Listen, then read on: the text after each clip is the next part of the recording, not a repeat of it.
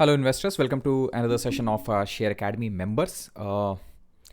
छठा वीडियो है फ्रेंड्स, जो फंडामेंटल एनालिसिस सीरीज़ हम लोग टेम्पलेट बेस्ड चला रहे थे उसका।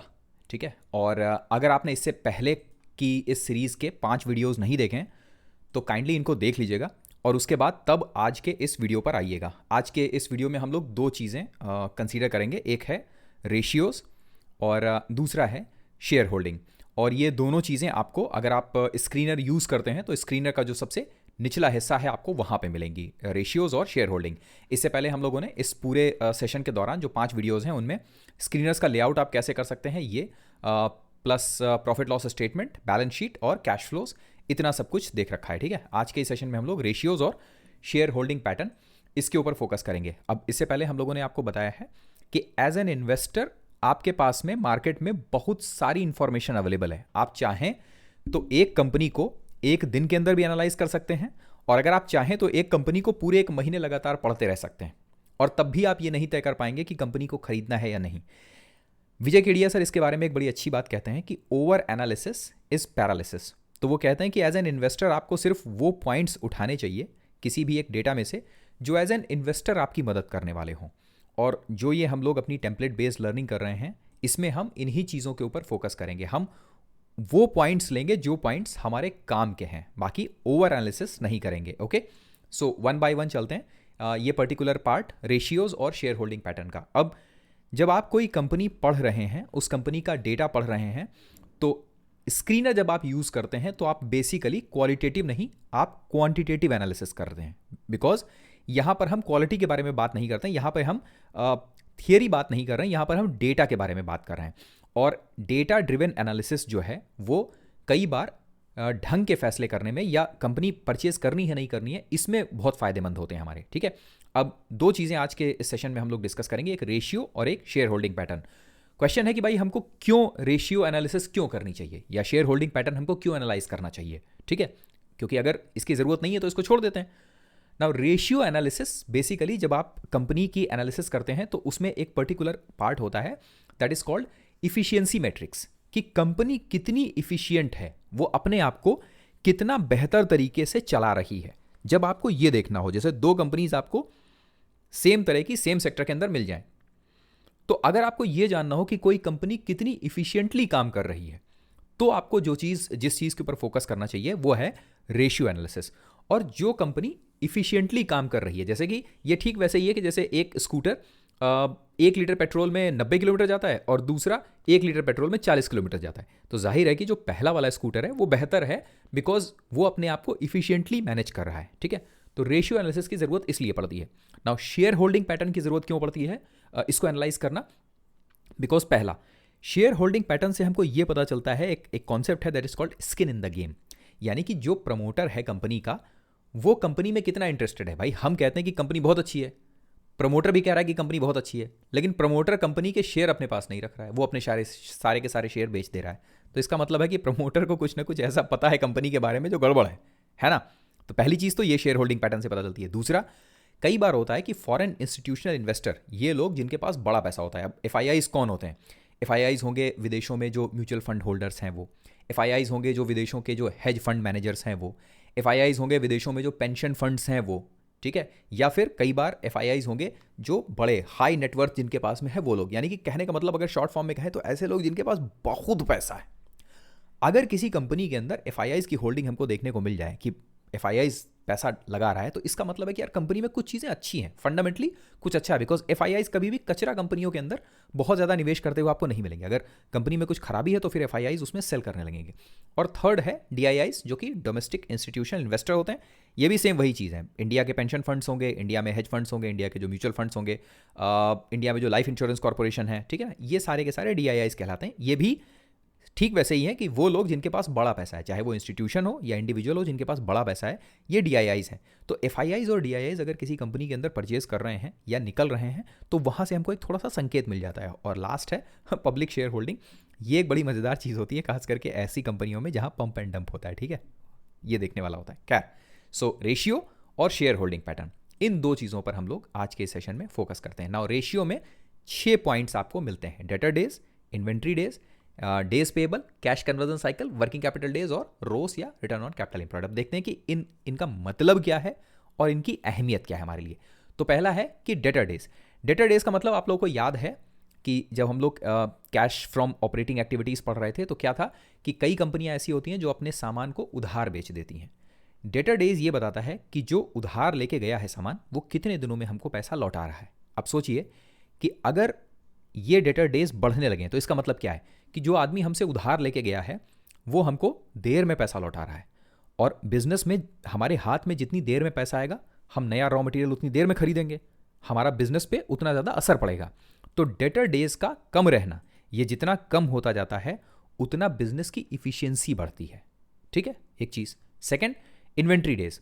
इन्वेंट्री मतलब कि जो भी आपने मटेरियल बनाया हुआ है और जो अभी तक बिका नहीं है, दैट इज कॉल्ड इन्वेंट्री। वो आप क्या क्या करते हो, आप अपने वेयर हाउस या स्टोर रूम में रख देते हो। ठीक है, कितने दिनों में आपकी इन्वेंट्री बिक जा रही है, ये इन्वेंट्री डेज कहलाता है। अब सोचो, इन्वेंट्री डेज का बढ़ना अच्छा होता है या इन्वेंट्री डेज का कम होना अच्छा होता है? तो इन्वेंट्री डेज का कम होना अच्छा होता है, क्योंकि जितना आप इन्वेंट्री बनाते जा रहे हो उतनी आपकी सामान जो है वो बिकता चला जा रहा है। ये अच्छा है। इसमें एक बहुत इंपॉर्टेंट चीज़ है, कई बार आप जब देखोगे तो इन्वेंट्री डेज अचानक से बढ़ते हुए दिखेंगे तो आपको लगेगा कि अरे यार इन्वेंट्री डेज बढ़ रहे हैं, ये तो बड़ी गड़बड़ चीज़ है। ये हमेशा गड़बड़ नहीं होता है। कुछ ऐसे बिजनेसेस होते हैं जहां उनको सामान बना के इकट्ठा करके रखना पड़ता है। जैसे मिसाल के लिए आप सोचो, एसी कंपनियों के बारे में बात करते हैं। ठीक है, साल का कुछ ऐसा टाइम होगा जब उनके इन्वेंट्रीज आपको अचानक से बढ़ते हुए दिखेंगे। वो कब होगा? गर्मी से ठीक पहले। ठीक। दूसरा, कई बार कुछ इंटरनेशनल सिचुएशंस ऐसी होंगी जहां पर आपको कंपनियों के अंदर इन्वेंट्रीज अचानक से बढ़ती हुई दिखेंगी। ठीक। तो इन्वेंट्री डेज हमेशा बढ़ना सही नहीं होता है, मतलब हमेशा बढ़ना गलत नहीं होता है, आपको उसको थोड़ा डिटेल में एनालाइज करना पड़ेगा। पर मोटा मोटी इन्वेंट्री डेज जितने कम हो उतना अच्छा है। अगर इन्वेंट्री डेज कॉन्टिन्यूसली बढ़ रहे हैं तो ये एक रेड फ्लैग होता है। ठीक है। Then days payable. अब आपको याद है हम लोगों ने बताया था कि कई बार क्या करती है कि जो कंपनी होती है वो अपना जो रॉ मटेरियल खरीदा है वो हम लोग उधार में खरीद लेते हैं। ठीक है ना, जो छोटे सप्लायर हैं उनसे हम रॉ मटेरियल उधार में खरीद लेते हैं। हम कितने दिनों में उसको पैसा दे रहे हैं ये डेज पेबल दिखाता है। ठीक है। अब सोचो, जिस आदमी ने हमसे सामान उधार लिया था वो हमको जितना जल्दी पैसा दे दे उतना अच्छा है ना। तो डेटर डेज जितने कम हो उतना बढ़िया है, लेकिन डेज पेबल जितने ज़्यादा हो हमारे लिए उतना अच्छा है। क्यों? जितनी देर में हम उसको पैसा देंगे, जो छोटा कर्मचारी नहीं है, जो छोटी कंपनी है, उसको उतनी देर पैसा हमारे पास रहेगा। जितनी देर पैसा हमारे पास रहेगा हम या तो उस पैसे को अपने धंधे में लगा सकते हैं या फिर हम उस पैसे पर इंटरेस्ट कमा सकते हैं। इसलिए डेज पेबल जितने ज़्यादा हो उतना अच्छा। पर क्या ये एब्सोल्यूट है? नहीं। क्यों? अगर डेज पेबल बहुत ज़्यादा बढ़ते जा रहे हैं इसका मतलब है कि हमारे पास अपने जो छोटी कंपनियां हैं जिनके साथ हम बिजनेस कर रहे हैं उनको पैसा देने के लिए, उनको पेमेंट करने के लिए हमारे पास पैसा नहीं है। अगर डेज पेबल बहुत हद तक बढ़ने लग रहे हैं, एक हद से ज़्यादा बढ़ने लग रहे हैं, तो ये फिर बिजनेस के लिए गलत चीज़ है। ठीक है, तब हमको ये देखना होगा कि डेज पेबल अगर अचानक से बढ़ने लगे तो हमको ये देखना चाहिए कि कंपनी के कैश रिजर्व में कुछ दिक्कत आ रही है क्या। ठीक, या कंपनी के कैश फ्लो फ्रॉम ऑपरेशंस में दिक्कत आ रही है क्या, कि जो तुम धंधा कर रहे हो उस धंधे से तुम कैश नहीं जनरेट कर पा रहे हो क्या। क्योंकि अगर तुम कैश नहीं जनरेट कर पा रहे हो तभी तुम लोगों को पेमेंट नहीं कर पा रहे हो। ठीक है, तो चीज़ें आपस में कोरिलेटेड हैं। Then comes cash conversion cycle. Cash conversion कैसे? आपने अपने बिजनेस में कैश डाला, कैश से आपने इन्वेंट्री बना ली, सामान बना लिया, वो सामान कितने दिनों में बिक के वापस आपके हाथ में कैश आ जा रहा है, that is called cash conversion cycle. ठीक है, कैश से इन्वेंट्री बनना और इन्वेंट्री से वापस कैश आना, कैश से कैश कितने दिनों में आ रहा है, that is called cash conversion cycle. अब इसकी अहमियत क्या है कैश कन्वर्जन साइकिल की? देखिए, सुनने में थोड़ा कठिन लग रहा होगा पर ध्यान से समझो। दो कंपनियां हैं, एक कंपनी का कैश कन्वर्जन साइकिल है 100 दिन का, दूसरी कंपनी का कैश कन्वर्जन साइकिल है 300 दिन का। इसका मतलब क्या है कि पहली कंपनी 100 दिनों में सामान बना के बेच देती है, उसके हाथ में पैसा आ जाता है।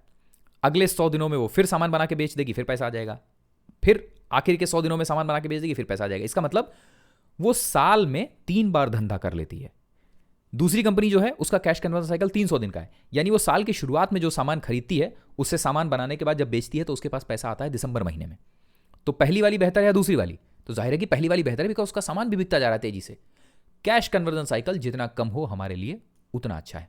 Third, working capital days. Now same चीज है, अगर आप वर्किंग कैपिटल डेज की आप डेफिनेशन देखोगे तो वो कहेगा कि asset minus liabilities is called working capital. बड़ी कठिन पड़ जाती है, आसान भाषा में समझाते हैं। जब कोई एक फैक्ट्री इंस्टॉल करी जाती है, एक फैक्ट्री जब लगाई जाती है तो उसमें बहुत सारा पैसा लगता है। क्या? आप ज़मीन खरीदते हो, आप जो कंपनी के हार्ड एसेट्स हैं, आप कंपनी की जो मशीनरीज हैं, ये सब खरीदते हो, ठीक। उसमें जो पैसा आपका फंसा रहता है that is called working capital, ठीक है। जो कंपनी की रोजमर्रा की जरूरतें चलाने में जिस पैसे का जरूरत होती है that is called working capital. Working capital days जितना कम हो, इसका मतलब है कि हमारा पैसा जो हमारा बिजनेस है उसमें उतना कम फंस रहा है। जितना वर्किंग कैपिटल डेज कम होता रहेगा, इसका मतलब है कि हम अपने बिजनेस को उतना इफिशिएंटली चला रहे हैं, ठीक। वर्किंग कैपिटल डेज अगर किसी भी कंपनी के आपको अचानक से कम होते हुए दिखें, ये कंपनी के लिए अच्छी खबर है। क्वेश्चन, वर्किंग कैपिटल डेज अगर बढ़ता हुआ दिख रहा है तो क्या ये बुरी खबर है क्या? नहीं। क्यों? तब आपको यह देखना है कि हो सकता है कंपनी अपने आप को एक्सपैंड कर रही हो, नई जमीन खरीद रही है, नया प्लांट मशीनरी खरीद रही है, तो क्या होगा, आपको वर्किंग कैपिटल डेज बढ़ता हुआ दिखेगा। अब आपने ये सोचा कि यार वर्किंग कैपिटल डेज बढ़ता हुआ खराब है, तो आपने तुरंत कंपनी से बाहर निकल गए या सोचे कि ये तो बड़ी खराब चीज़ है। नहीं, आपको ये देखना है कि अगर वर्किंग कैपिटल डेज बढ़ रहा है तो वो किस वजह से बढ़ रहा है। तो हर वो कंपनी, मतलब ज़्यादातर कंपनियां जहां पर आपको ग्रोथ देखने को मिलेगी कि कंपनी अगर अपने आप को एक्सपैंड कर रही है, जैसे हम लोग कहते हैं ना केपेक्स कर रही है कंपनी, कैपेसिटी एक्सपेंशन अगर कर रही है, वहां पर आपको वर्किंग कैपिटल डेज बढ़ते हुए मिलेगा। अब बड़ी मजेदार चीज़ है, अगर कंपनी कैपेसिटी एक्सपेंशन कर रही है तो वर्किंग कैपिटल डेज बढ़ता हुआ मिलेगा। जब वर्किंग कैपिटल डेज बढ़ रहा होगा तब आपके मार्जिन्स भी श्रिंक हो जाएंगे। कहाँ? यहाँ। ये वो टाइम होता है जब आपको कंपनी पे नज़र रखनी चाहिए। क्यों? जैसे कंपनी अपनी जो प्लांट मशीनरी सब तैयार कर लेगी और उसके बाद जैसे उस पर प्रोडक्शन शुरू करेगी तो वर्किंग कैपिटल डेज कम होने लगेगा, ऊपर मार्जिन बढ़ने लगेगा, आपको अचानक से उस कंपनी के अंदर ग्रोथ देखने को मिलेगी, ठीक है। लास्ट है return on capital employed, ROC. बहुत बढ़िया चीज़ है। बहुत सारे मैट्रिक्स होते हैं ये पता लगाने के कि कंपनी कितनी प्रॉफिटेबल है या कितनी इफिशियंट है। उसमें एक होता है आरओई, रिटर्न ऑन इक्विटी। जब एक इन्वेस्टर, देखिए कंपनी जब अपने आप को ग्रो करना चाहती है तो उसको पैसे लाने के, कंपनी के अंदर पैसे डालने के तरीके क्या क्या होते हैं। एक, वो इन्वेस्टर से कहती है कि भाई थोड़ा पैसा डालो तुम हमारी कंपनी में, दैट इज कॉल्ड इक्विटी। दूसरा, बैंकों से कहती है कि थोड़ा सा लोन दो हमको, ठीक, ये है debt. Now return on equity का मतलब क्या है कि जब इन्वेस्टर ये कहता है कि हमने तुमको 100 रुपए दिए थे, उस 100 रुपए पे तुमने कितना रिटर्न जनरेट किया हमको ये बताओ, that is called return on equity. पर अगर वो कहे कि हमने यार 100 रुपए पे 10 रुपए रिटर्न जनरेट किया, तो हम तो नाराज हो जाएंगे, हम कहेंगे नहीं। फिर वो कहता है कि नहीं, लेकिन ओवरऑल जो हमारा रिटर्न है वो 30 रुपए जनरेट हुआ है, तो हम कहेंगे ये बाकी का 20 रुपए कहाँ जनरेट हुआ है, कहे पे जनरेट किया? तो कहता है भैया उधार लिए थे बैंक से उस पर। तो हम कहेंगे अच्छा, तो यार 10 रुपए जो है ये आधी पिक्चर दिखा रहा है हमको, 30 रुपए जो है ना ये पूरी पिक्चर दिखा रहा है हमको, है ना। That is called return on capital employed. जितना कैपिटल आपने डाल रखा है, चाहे वो बैंकों से उधार लेके डाला हो, चाहे वो जो इन्वेस्टर्स हैं उनसे इक्विटी लेके डाला हो, इस पूरे पर आप क्या रिटर्न जनरेट कर रहे हो, दैट इज कॉल्ड रोस। और रोस इसीलिए बहुत इंपॉर्टेंट पार्ट है। आप एक चीज़ देखना, जो ये लेआउट वाला एक वीडियो था हमारा, ये नए निवेशक कैसे ढूंढे, ये वाला था कि स्क्रीनर वेबसाइट पे आप स्ट्रॉन्ग शेयर्स कैसे ढूंढ सकते हैं, मतलब कि स्क्रीनर वेबसाइट का जो लेआउट है वो आप कैसे करें। इसमें हमने एक पर्टिकुलर चीज़ आपके साथ में शेयर करी थी, जिसमें जब हमारा जो लेआउट आप देखोगे, इस लेआउट में आपको रिटर्न ऑन कैपिटल एम्प्लॉयड 5 सालों का, 7 सालों का और 3 सालों का, ये तीनों हैं। आप सोचो कि ऐसा क्यों है, हमने क्यों किया है, रोज़ के 3 पार्ट क्यों रखे हमने, जबकि जो किसी भी कंपनी का जो हम लोग प्रॉफिट वेरिएशन या जो ग्रोथ है, सेल्स ग्रोथ है, वो सिर्फ 2 सालों की रख रहे हैं। कब की? 3 सालों की और 5 सालों की। क्योंकि रोज़ की इंपॉर्टेंस है बहुत ज़्यादा, रिटर्न ऑन कैपिटल एम्प्लॉयड की बहुत ज़्यादा इंपॉर्टेंस है। इसलिए आप देखते हो कि जब हम लेआउट करते हैं ये, तो इस लेआउट में हम लोग रोज़ के 3 पार्ट रख रहे हैं, 3 सालों का, 5 सालों का और 7 सालों का। इससे हमको ये पता चलता है कि जो भी पैसा कंपनी में लगा हुआ है उस पर कंपनी कुल कितना रिटर्न जनरेट कर रही है। अब इसमें एक बड़ी मज़ेदार चीज़ है, आमतौर पर हम आपको एक मोटा मोटी बताते हैं कि अगर रोज़ कंपनियों में 20% से ऊपर का है रिटर्न ऑन कैपिटल एम्प्लॉयड, और वो कंसिस्टेंट है, ऐसा नहीं कि कभी 5% हो गया, कभी 10% हो गया, नहीं, 20%, 18, 19%, 21, 22% ऐसे अगर कंसिस्टेंट है तो आपके हाथ एक बहुत अच्छी कंपनी लगी है, ठीक है। क्योंकि कंपनी रिटर्न कब जनरेट करेगी? जब उसका माल बिक रहा होगा, है ना। अगर यहां आपको कोई चीज़ बढ़िया मिल रही है तो इसका मतलब है कि वो यहां बढ़िया होगी 1, यहां बढ़िया होगी 2, यहां बढ़िया होगी 3, अपने आप होगा वो, ठीक है। रोस इसीलिए इतना इंपॉर्टेंट है। तो क्या करिए, रिटर्न ऑन कैपिटल एम्प्लॉयड को हमेशा ट्रैक करते रहिए। कंपनियां जिनका रिटर्न ऑन कैपिटल एम्प्लॉयड बढ़िया है, ठीक है ना, 20% से ऊपर है, अच्छा है। अगर सिंगल डिजिट के अंदर है तो थोड़ा कंसर्न रहता है, पर 20% से अबव जहां जहां भी आपको मिलेगा वो बढ़िया है रोज। खास करके एक इंपॉर्टेंट चीज़ है कि स्टैटिक होना चाहिए, ठीक है ना। Return on capital employed static होना चाहिए, बहुत ज़्यादा इसके अंदर फ्लक्चुएशन ना हो तो बेहतर है, ठीक। और अगर किसी भी कंपनी का रोस बहुत हाईएस्ट साइड में चला जाए एकदम से, तो ये समझिएगा कि मीन रिवर्जन होने वाला है, वहाँ पे थोड़ा सा कॉशियस होने की ज़रूरत है, ठीक है। तो ये हो गया रेशियो। अब रेशियो को इसको इंटरप्रेट करते हैं। देखिए, दो चीज़ें होती हैं, एक होता है रिसर्च और एक होता है एनालिसिस। रिसर्च में क्या है कि हमने डाटा फाइंड कर लिया, अब इस डाटा को कैसे इंटरप्रेट करना है, दैट इज कॉल्ड एनालिसिस। तो जब हम किसी कंपनी को ऐसे ढूंढते हैं, ठीक है ना, तो ऐसा नहीं हम ये सारी चीज़ें नहीं देखते। कंपनी को देखा तो हमारा जो सबसे मेन इंपॉर्टेंट जिस चीज़ के ऊपर फोकस जाता है हमारा, वो होता है कैश कन्वर्जन साइकिल, दूसरा वर्किंग कैपिटल डेज और तीसरा रोज। अगर और डेप्थ में जाएं, रोज सबसे पहले देखते हैं, देन देखते हैं कैश कन्वर्जन साइकिल, फिर देखते हैं वर्किंग कैपिटल डेज। पूरी तरह से आपके ऊपर डिपेंड करता है। आप बहुत ज़्यादा और देखना चाह रहे हो तो फिर आप डेटर डेज और इन्वेंट्री डेज ये सब देखते हो, ठीक है ना। कई बार ऐसा होता है कि जब पैसा नहीं निकल पा रहा होता है कंपनी का, तब फिर देखना होता है कि यार इन्वेंट्री डेज, इन्वेंट्रीज में पैसा फंस रहा है क्या कंपनी का बहुत सारा, ठीक है। सो ये है रेशियो एनालिसिस। इसमें जो सबसे इंपॉर्टेंट पार्ट होता है हमारे लिए वो है रिटर्न ऑन कैपिटल एम्प्लॉयड का, कैश कन्वर्जन साइकिल का और वर्किंग कैपिटल डेज का, ठीक है। अब आता है share holding pattern. We hope कि यहाँ तक जो हम शेयर किए आपके साथ में मज़ा आया होगा, समझ में आया होगा थोड़ा बहुत आपको, ठीक है। नेक्स्ट है शेयर होल्डिंग पैटर्न। इंपॉर्टेंट है, क्वार्टरली भी इसमें देखने को मिल जाएगा आपको और ईयरली भी देखने को मिल जाएगा। हम लोग ज़्यादातर इसको ईयरली बेसिस पे देखते हैं, बिकॉज लॉन्ग टर्म इन्वेस्टर हैं तो क्वार्टरली में बहुत ज़्यादा मैटर नहीं करता है, अनटिल अनलेस आपने बहुत कचरा कंपनी ना उठा रखी हो। अब ये बहुत इंपॉर्टेंट है, क्यों? नाउ आप देखेंगे एक चीज़ कि जो शेयर होल्डिंग पैटर्न है, इसी का एक पार्ट आपको यहाँ हमारे लेआउट में दिखता है। कहाँ दिखता है? वो दिखता है आपको प्रमोटर होल्डिंग में प्लस प्रमोटर्स प्लेजिंग में, ठीक है। आप समझिए क्यों आपके लिए ये सेकंड वाला वीडियो देखना क्यों ज़रूरी है। इसीलिए बिकॉज एक बार आप इसको ठीक से समझना, मतलब समझ गए, अगर आप इसको आपने ठीक से लेआउट कर लिया और इसको आप ठीक से समझ गए, तो यही देखने से ही आपको समझ में आ जाएगा कि कंपनी को आगे पढ़ना चाहिए या नहीं पढ़ना चाहिए, ठीक है ना। प्रमोटर होल्डिंग क्यों इंपॉर्टेंट है? मतलब दुनिया में किसी आदमी को कंपनी के बारे में सबसे ज़्यादा जानकारी अगर है तो वो है उस कंपनी का प्रमोटर, जो उस कंपनी को चला रहा है। उससे ज़्यादा जानकारी किसी के पास नहीं है, ठीक। हम ये कहते हैं कि प्रमोटर की स्किन इन द गेम कितना है। भाई अगर प्रमोटर को लगता है कि कंपनी अच्छी है तो जाहिर है कि वो भी इस कंपनी के साथ पैसा बनाएगा, तो वो इस कंपनी के शेयर खरीद के रखेगा। ये आपको यहाँ से मिलता है प्रमोटर होल्डिंग में, ठीक है। बहुत कम कंपनियां ऐसी हैं जहां आपको प्रमोटर होल्डिंग बहुत नेग्लिजिबल मिलेगी, जैसे आईटीसी के अंदर आपको प्रमोटर होल्डिंग नहीं मिलेगी। कई जगह पर गवर्नमेंट ऑफ इंडिया प्रमोटर के तौर पे आपको देखने को मिलेगी, पर हम लोग उन एक्सेप्शनल केसेस की बात नहीं कर रहे। ज़्यादातर मामलों में प्रमोटर होल्डिंग 40% के से एबव अगर है तो बढ़िया होता है। दैट मीन्स कि प्रमोटर को कंपनी पे भरोसा है। अगर प्रमोटर होल्डिंग अचानक से तेजी से कम होना शुरू हो जाए, लाइक 73% से घट के प्रमोटर होल्डिंग 65% हुई, ये तेजी से कम होना नहीं है। क्यों? 2017 से 2024 हो गया है। प्लस कंपनी के अंदर आप, ये एक्शन कंस्ट्रक्शन इक्विपमेंट कंपनी है, आप इसके अंदर रिटर्न देखिए कंपनी के, ठीक है। सो प्रमोटर होल्डिंग अगर तेजी से कम हो रही है कि लगातार प्रमोटर कॉन्टिन्यूसली बेच रहा है और निकल रहा है, ये खबर गड़बड़ है। दूसरा, प्रमोटर होल्डिंग अगर बहुत कम है, लाइक 20-25% है, तो कंपनी के फंडामेंटल्स पे थोड़ा सा और फोकस करना चाहिए। Second, FIIs, foreign institutional investor, किसी भी बढ़िया फंडामेंटली स्ट्रॉन्ग कंपनीज के अंदर FIIs की होल्डिंग अगर बढ़ते हुए दिख रही है, अच्छी बात है। ये FIIs अगर निकल रहे हैं, थोड़ा सा कॉशियस होने वाली बात है। क्या FIIs का बेचना हमेशा बुरा होता है? आंसर है नहीं। कई बार FIIs अपना प्रॉफिट लेके निकल रहे होते हैं, कई बार उनके पास में अपॉर्चुनिटीज़ अच्छी मिल जाती हैं। FIIs क्या खरीद रहा है, क्या बेच रहा है, इसके आधार पे अगर आप कंपनीज़ को आइडेंटिफाई करना शुरू करेंगे तो आप कभी भी इन्वेस्टर नहीं बन पाएंगे, क्योंकि हम लोग FIIs को देख के खरीद बेच नहीं करते हैं। बिकॉज बड़ा पैसा बनता है छोटी कंपनियों में, स्मॉल कैप कंपनियों में 2000-3000 करोड़ का मार्केट कैप है, ऐसी कंपनियों में आपको FIIs का इन्वेस्टमेंट देखने को ही नहीं मिलेगा, ठीक है। तो इसलिए FIIs का खरीदना अच्छी बात है, पर सिर्फ यही एक इंपॉर्टेंट पॉइंट नहीं है। अप्रॉक्सीमेट एक कंपनी को अगर आप आइडेंटिफाई कर रहे हैं तो 13-14 पॉइंट होते हैं अच्छे, उनमें से एक पॉइंट होता है कि FIIs DIIs की होल्डिंग कितनी है, ठीक है।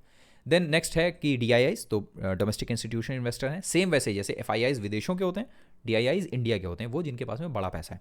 DIIs अगर किसी कंपनी के अंदर अपनी होल्डिंग बढ़ा रहे हैं continuously year on year basis पे, तो ये अच्छी खबर होती है एडिशनल। अगर DIIs बेच रहे हैं तो ये एक रेड फ्लैग होता है, जहाँ पे आपको थोड़ा सा कॉशियस होना चाहिए, आपको कंपनी पढ़नी चाहिए, थोड़ा सा पता लगाना चाहिए कि कंपनी के अंदर और क्या हो रहा है। और लास्ट है public holding. Now public holding से बहुत ज़्यादा फर्क नहीं पड़ता है, पर कई बार एक चीज़ देखी जाती है कि प्रमोटर जो हिस्सा बेच रहे हैं वो हिस्सा DIIs FIIs खरीद रहे हैं या पब्लिक खरीद रही है।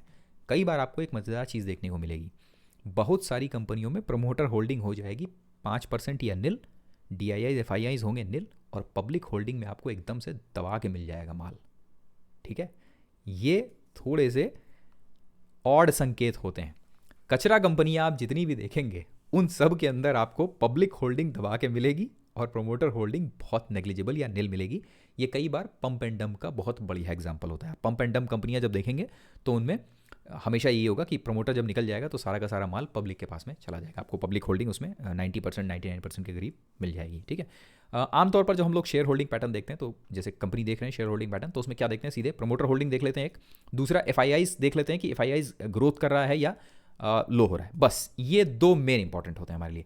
अगर डीआईआईज है, ग्रो कर रहा है, तब तो अच्छी बात है, वरना बहुत मैटर नहीं कर रहा है। ठीक है, बिकॉज सबसे ज़्यादा चीज़ें मैटर करती हैं वो है ऊपर का सब, कंपनी का धंधा कैसा है, प्रॉफिटेबिलिटी कैसी है कंपनी की, मोट कैसा है कंपनी में, ठीक है ना, उसका अपना डेटा कैसा है, जिस सेगमेंट के अंदर है वो सेगमेंट ग्रो कर रहा है या नहीं। ठीक है, सो ये है मोटा मोटी कंपनी के रेशियोज और कंपनी का शेयर होल्डिंग पैटर्न। ठीक है, सो वी होप कि जो अभी तक हम लोगों ने शेयर किया है आपके साथ में ये पसंद आया होगा आपको। और टेम्पलेट बेस्ड लर्निंग का एक फ़ायदा ये होता है कि इसमें आपको बहुत ज़्यादा दिमाग नहीं लगाना पड़ता है। ठीक है, मतलब ये चीज़ें बहुत कॉम्प्लिकेटेड करी जा सकती हैं। अगर इन्हीं के ऊपर ही पूरा सेशन बनाना हो तो 2-2.5 घंटे का भी सेशन बनाया जा सकता है, चीज़ें बहुत कॉम्प्लिकेट की जा सकती हैं। पर विजय केडिया सर की वो बात बहुत अच्छी है कि over analysis is always a paralysis. ठीक है ना, तो हमको कायदे से क्या करना चाहिए, सिर्फ वो पॉइंट पकड़ के रखने चाहिए जो हमारे काम के हैं, बाकी आपको बहुत कुछ मिल जाएगा। ठीक है, और इससे एक बहुत अच्छा रिलेटेड शेयर होल्डिंग पैटर्न से रिलेटेड एक बहुत बढ़िया स्टडी है, वो अगर आप अदानी को पढ़ेंगे तो आपको मज़ा आएगा पढ़ने में। ठीक है, अदानी का प्रमोटर होल्डिंग देखिएगा 86% और 74% के आसपास था, और पब्लिक होल्डिंग अदानीज़ में 3-3.5% की थी। और ये वजह थी कि अदानीज़ का जो स्टॉक है ये बेसिकली ये आई गेस अदानी ग्रीन है, हाँ अदानी ग्रीन एनर्जी है। ये जो आपको रनअप देखने को मिला था अदानी ग्रीन में, ठीक है ना, ये वाला, ये रनअप के पीछे कारण यही था कि ये टर्म आप लोग कई बार सुने होंगे कि स्टॉक्स कॉर्नर कर दिए जाते हैं, यानी कि फ्री फ्लोट बहुत ज़्यादा मार्केट में बचता नहीं है, तो 2-4 जो इन्वेस्टर या ट्रेडर हैं वो चाह के सर्कुलर ट्रेडिंग करके और स्टॉक का रेट कॉन्टीन्यूसली बढ़ाना शुरू कर देते हैं। तो ऐसी किसी भी कंपनी से हम लोग को सावधान रहना चाहिए जहां पब्लिक होल्डिंग कम है। अगर पब्लिक होल्डिंग 10-15% है तो थोड़ा सा कॉशियस रहने वाली चीज़ है वो। ठीक है, उसमें अगर आपको और रेड फ्लैग ऊपर मिल जाएं कि वैल्यूएशन पे प्लस कंपनी के धंधे पे अगर आपको रेड फ्लैग्स मिल रहे हैं तो आपको बहुत सावधान रहने की ज़रूरत है।